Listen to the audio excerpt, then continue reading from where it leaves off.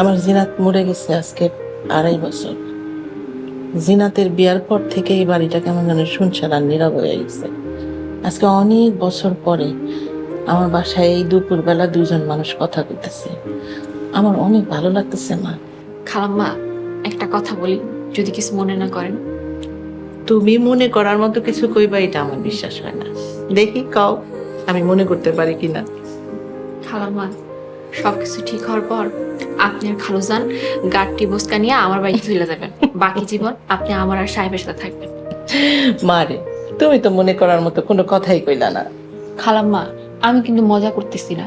আপনারা যখন সাহেবের নিজের ছেলের মতোই দেখেন, আমাদের সাথে থাকতে তো আপনাদের কোনো অসুবিধা হওয়ার কথা না।